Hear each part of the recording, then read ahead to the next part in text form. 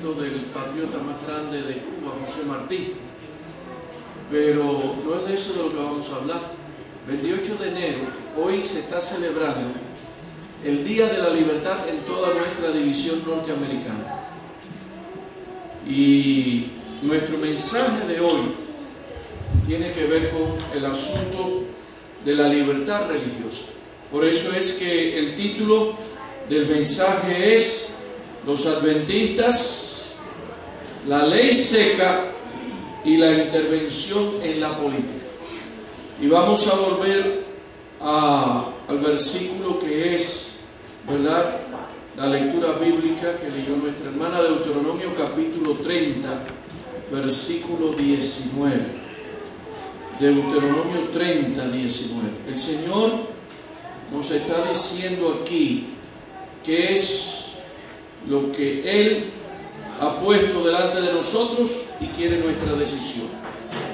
Al cielo y a la tierra llamo por testigos hoy contra vosotros, de que os he puesto delante la vida y la muerte, la bendición y la maldición. Elige la vida para que vivas tú y tus descendientes. Justamente 2 años después que la Iglesia Adventista fuera organizada en el año 1863, 2 años después, en 1865, se realizó la tercera sesión de la Conferencia General o de la Asociación General. Los congresos de la Asociación General en aquel entonces no era como ahora. Ahora lo celebramos cada 5 años. ¿Alguien ha estado aquí en algún congreso de la Asociación General? Amén. Bueno, gracias a Dios tenemos por lo menos un par de hermanos. Gracias, hermana. Jesús dijo que el que le dé un vaso de agua a un sediento, ¿verdad?, tiene su recompensa.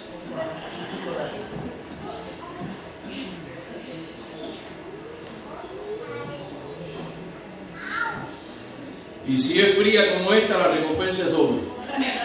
Amén. Gloria a Dios. Hermanos queridos, en esa ocasión, escuchen, en el tercer congreso de la Asociación General, la Iglesia hizo una declaración muy importante que tenía que ver con libertad religiosa. Recuérdense que somos adventistas del séptimo día.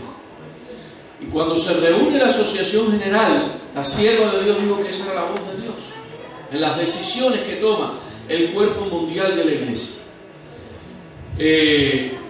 Esa decisión fue una aprobación y uno de los primeros estatutos de la Iglesia relacionados con el acto del voto, del sufragio universal que le llaman, el acto de votar, con V corta, ¿verdad? Decía así la declaración: aprobado que a nuestro juicio el acto de votar, cuando se realiza en favor de la justicia, la humanidad y libertad, es en sí mismo intachable y puede ser en ocasiones altamente apropiado.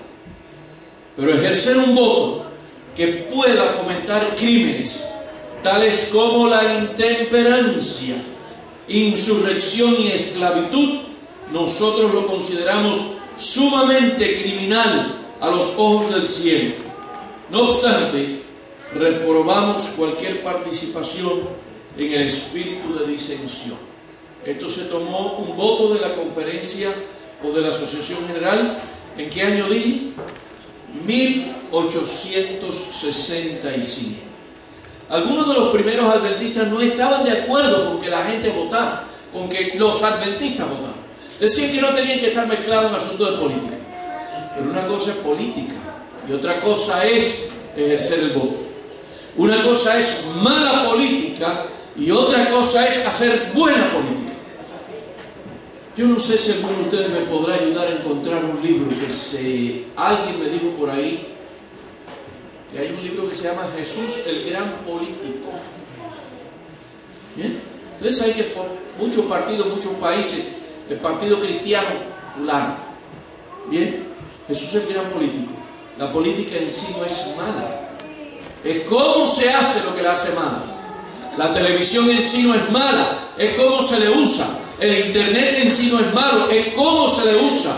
Bien, y muchas otras cosas.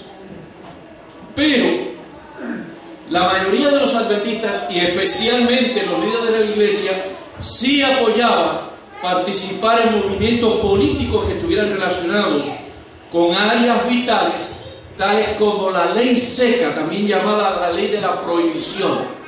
¿Conocen lo que es la ley seca? Bueno, para los que no la conozcan,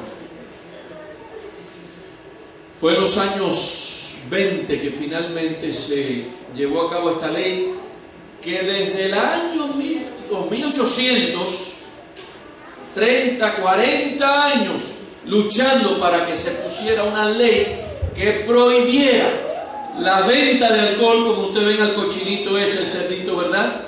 La botella la tiene ahí al lado y está hasta con los colores de la bandera. ¿Bien? Porque tristemente, y me perdonan mis paisanos norteamericanos, pero en este país nos hemos convertido en un país de borrachos. Y no solamente este país, muchos otros más. Hace algún tiempo salió en la revista Centinela una noticia, y el Centinela lo tomó de otra fuente, y la fuente vino de un organismo internacional donde dice que es Alemania el país donde la gente toma más cerveza. Bueno, 1882, si tú dices que este es un mensaje de historia y usted debe salir ilustrado y debe de salir bien instruido en cómo ejercer el voto, los que tengamos, ¿verdad?, el derecho a él, y si algún día usted lo tiene, que lo pueda ejercer bien.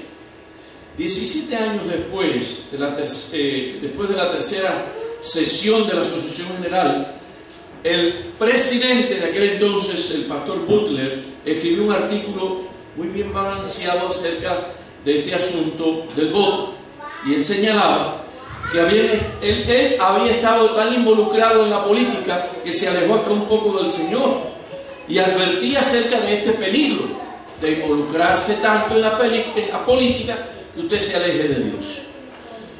Yo no sé si ustedes saben que tenemos adventistas que son políticos, y son buenos adventistas. Inclusive han ocupado cargos de influencia. Yo quería haberles traído la revista Adventista Mundial, Adventist World, que se llama en inglés. En una de las ediciones aparece allí la foto del primer ministro de Jamaica, o de Jamaica, como le dicen en inglés, el país de Jamaica. El primer ministro actual, si es que no me equivoco, es un pastor adventista del séptimo día. Y la población lo escogió a él para que fuera el primer ministro. Y la reina de Inglaterra, porque es parte de la mancomunidad. Yo no sé si ustedes saben que en Pensilvania, ¿verdad?, la capital de Pensilvania, ¿cómo se llama? No, la capital no. La ciudad más grande de Pensilvania, porque la capital es otra. La ciudad más grande de Pensilvania, ¿cuál es? Filadelfia. Filadelfia tuvo una vez un alcalde adventista de apellido Street, como decir calle en inglés, y un buen miembro de iglesia. En Uganda, hermanos, el hombre que le hizo frente a Idi Amin, ese dictador que hizo tantas cosas malísimas por su país, fue un pastor adventista del séptimo día, y después llegó a ser el presidente de esa nación, elegido por su pueblo. Y un hombre que estudiaba la lección de la escuela sabática todos los días, hermano Juan. Y un hombre que asistía, hermano García, a la iglesia los sábados. Él no se alejó de la iglesia por ser el presidente de Uganda, ni Street se alejó de Filadelfia, ¿verdad?, por ser el alcalde de la ciudad de Filadelfia, la quinta ciudad más grande de los Estados Unidos. No, ojalá nosotros tuviéramos hoy en día, y si algún día algún joven ve esto en YouTube y lo usara, ¿verdad?, ojalá tuviéramos muchos jóvenes cristianos adventistas consagrados para que ocupen puestos de posición y de líderes en el Congreso de los Estados Unidos, en las diferentes ciudades donde nos toca vivir, poblaciones, no importa. Pero luche como luchó José en su tiempo, como luchó Daniel. Ellos eran políticos, pero fueron hombres de Dios, que hicieron la obra de Dios. Y eso es lo que hay que hacer, hombres y mujeres Esther, quién sabe si para esta hora te llamaron al reino, ¿verdad?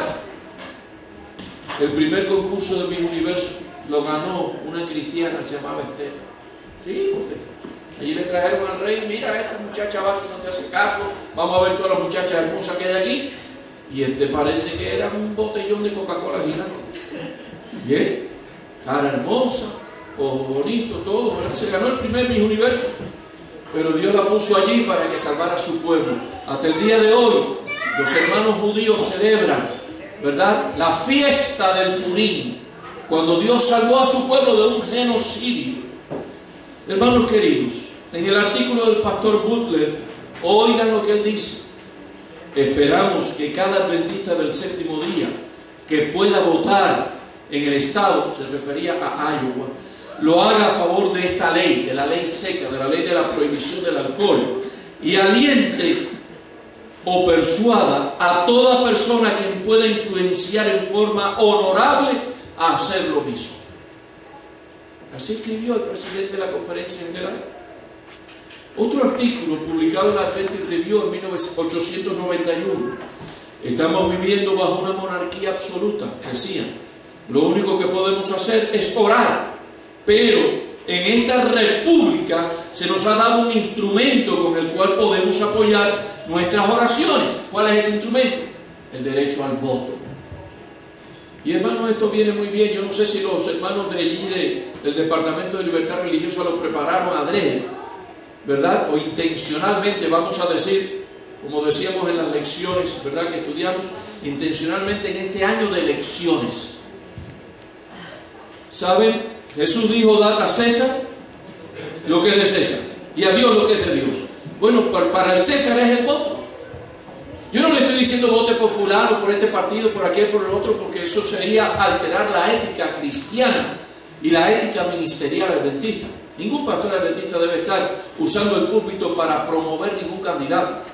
Lo que yo les estoy promoviendo, pidiendo, rogando, hermanos, cuando llegue la hora de ejercer, ejerza su derecho al voto. ¿Pero por quién? Eso es lo que tenemos que averiguar aquí. Y ese es el propósito de este mensaje de hoy. ¿Por quién? Por los que promuevan la temperancia, por los que promuevan, ¿verdad?, la moral bíblica. No por lo que están diciendo que todo el mundo se salga del closet, no por lo que están diciendo, ¿verdad?, que haya alcohol para todos, no por lo que están promoviendo por ahí. Ustedes saben, ¿verdad?, que están promoviendo ya la marihuana, la cocaína, el crack, y lo quieren legalizar. Hermanos, los adventistas debemos estar opuestos, como estuvieron opuestos los pioneros hace 100 años atrás a esas leyes.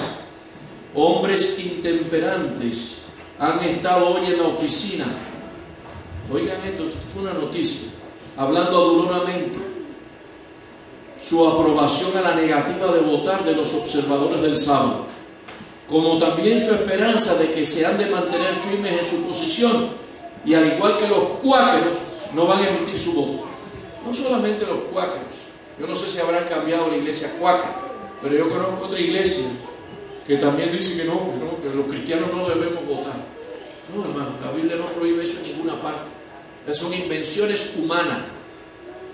Lo que la Biblia le enseña a usted es ejercer su cabeza y ejercer su derecho al voto para que usted pueda votar por personas que ocupen puestos de responsabilidad pública, que sean hombres y mujeres de bien. En 1873, Elena de White escribió: hablé en la iglesia metodista de Salem, Oregón, sobre el tema de la temperancia. Oigan esto, escuchen bien. Ella afirmó: la asistencia fue inusualmente buena y gocé de libertad para tratar sobre mi tema favorito. ¿Cuál era el tema favorito del hermano Juan? La temperancia, la reforma pro salud. Ese era su tema favorito, y ciertamente una parte esencial de eso, de la temperancia, es la abstinencia de las bebidas alcohólicas. En 1877, mientras ella le predicaba a una multitud, escuchen, de 8.000 personas. Elena de White hablando sin micrófono, predicándole a 8.000 gente congregada. Hermana Celia, 8.000 personas, casi todos los adventistas que hay ahora hispanos aquí en la Greta, New York.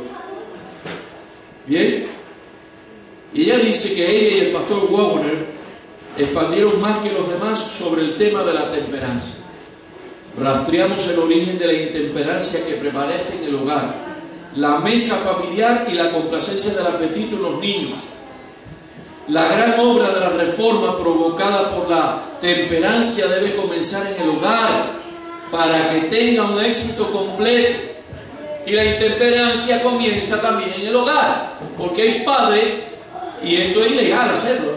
Ustedes saben que en esta ciudad, en este país, en muchas ciudades, en muchos estados, nadie puede comprar bebidas alcohólicas si no tiene 21 años de edad y tiene que mostrar con un ID oficial, no un ID por ahí, ¿verdad?, compradito por 5 pesos. Bien, pero hay padres que a los niñitos le dan el traguito de chiquito. Entonces lo están enseñando a ser borracho desde chiquito. Hermano, eso es un crimen, eso es condenable, eso es un pecado.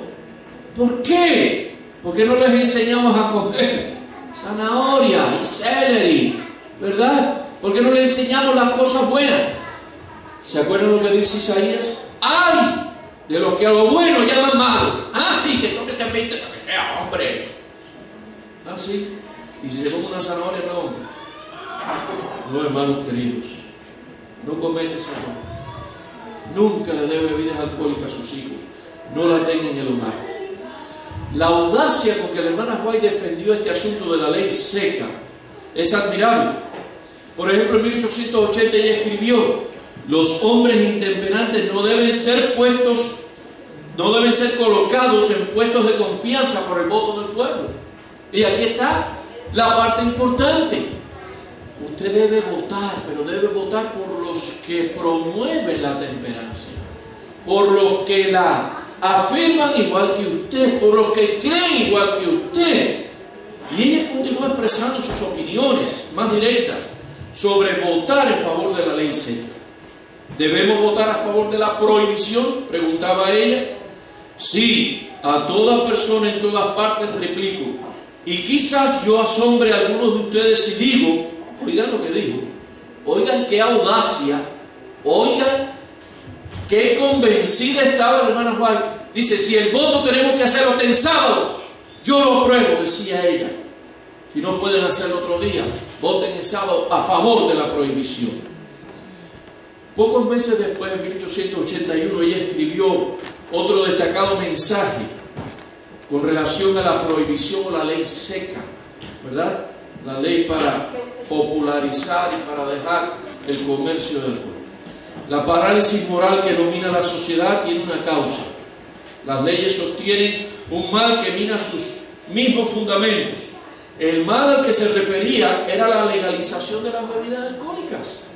Ella continuó: en nuestro favorecido país, cada votante tiene voz para determinar qué leyes regirán la nación. Nuestro favorecido país, ¿verdad? ¿No debe esa influencia y ese voto ser echado del lado de la temperancia y de la virtud? Los defensores de la temperancia no hacen todo su deber a menos que ejerzan su influencia por precepto y ejemplo.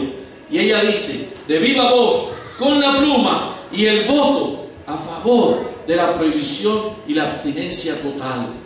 No necesitamos esperar a que Dios haga un milagro, decía ella, para producir esta reforma y así suprima la necesidad de nuestros esfuerzos.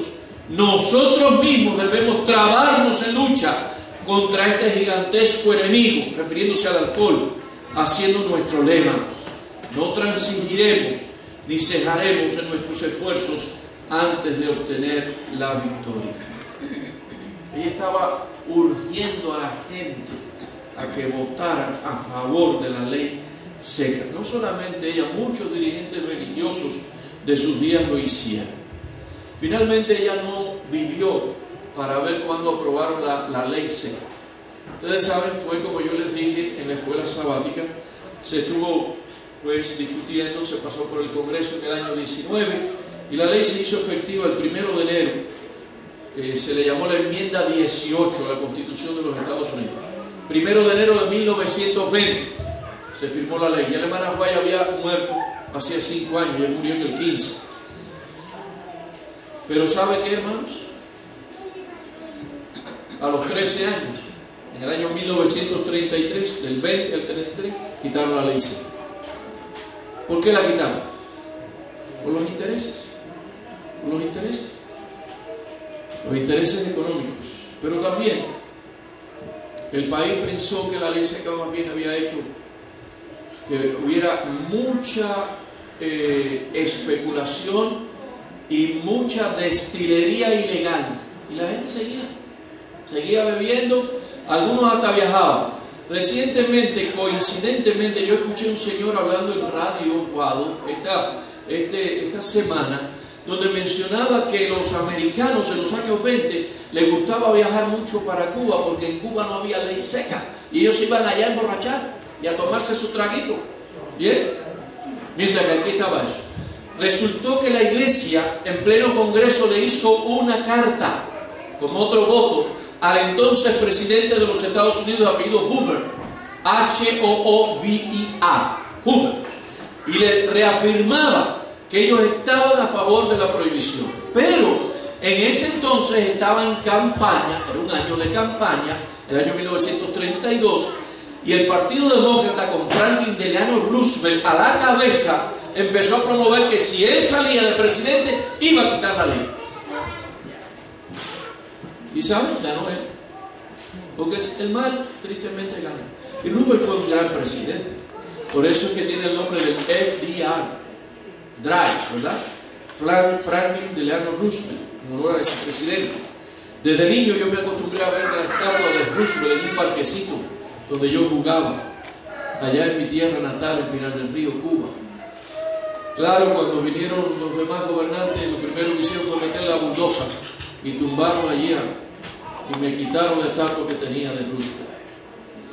Hermanos queridos, ¿qué pasó? ¿Por qué quitaron la ley? ¿Sabe lo que pasó también? Los hombres y las mujeres que apoyaban la sociedad de temperancia se aflojaron cuando vieron que ya estaba la prohibición. Pues no hay problema, ya todo está bien. No todo estaba bien, porque es que el ser humano, hermanos queridos, los seres humanos no nos pueden controlar las leyes en cuanto al mal. Las leyes de los hombres me refiero. No es por leyes, no es por legalismo, es por lo que viene de adentro. Es como dijo Jesús, ¿verdad? No es lo que está por fuera del vaso, es lo que está dentro del vaso. Y la iglesia se ha convencido hoy también de que es mejor llegar a los corazones de cada ser humano con el Evangelio de Cristo para que él tome su propia convicción. Yo quiero hacerles una pregunta difícil en esta mañana. Y si alguno ve el video, aparte de que lo está predicando y que lo monta, porque se haga esa pregunta también. ¿Alguna vez usted ha tomado hasta emborracharse? ¿Alguien aquí ha tomado alguna vez y emborrachado? Mire, yo tengo que levantar mi mano. Yo tengo que serle sincero. Yo no conocía el Evangelio. Eso sucedió en mi vida en el año que yo tendría unos 13, 14 años. Yo conocí el Evangelio cuando tenía como 15 años.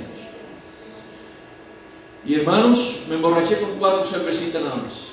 4 cervezas. Pero aquello fue, como dicen los cubanos, un jalao, que yo no podía controlar la cabeza mía. Me recuerdo, eso quedó como un buen trauma. No todos los traumas son malos. Acostado en la cama y la cabeza para un lado y para otro y para un lado. Y yo dije, ¿qué? ¿Esto es emborracharse? ¿Eso es disfrutar? Hombre, no. Jamás en mi vida, hermano. Aquello fue una lección que Dios me dio. Jamás volví a probar la bebida. ¿Para qué? Para sentirme vomitando con un malestar. Es lo que le llaman la resaca, le dicen los borrachos. Hermanos queridos, el Señor me libró. ¿Ustedes se acuerdan del pecado de Nadab y Abiú? Que ofrecieron fuego extraño. En la Biblia está eso. ¿Por qué? Porque se emborracharon. ¿Se acuerdan cuando Noé Uno de los grandes hombres de la fe también se emborrachó y lo vio uno de sus hijos desnudo. ¿Se acuerdan ustedes cuando Dios le dijo a Manoa con respecto a su hijo que iba a ser el hombre más fuerte que ha estado en este mundo? I'm sorry, Schwarzenegger, pero Sansón fue más fuerte que tú. Bien, le dijo: no tomes vino ni sidra. La Biblia dice: el vino es alborotador, la cerveza alborotadora, el vino escarnecedor, y cualquiera que por ello errare, Proverbios 21, no será sabio. Hermanos queridos, Elena de White, ante esa multitud de 8,000 personas, instó a la gente a ser como Daniel, que era un reformador. Y Daniel se mantuvo firme, aunque le trajeron de todas las bebidas del rey y de la comida del rey. Dijo: no quiero eso, prefiero mejor que me den alimentos feroín, dice allí en hebreo, alimentos de origen vegetal. Se mantuvieron fieles, ¿verdad?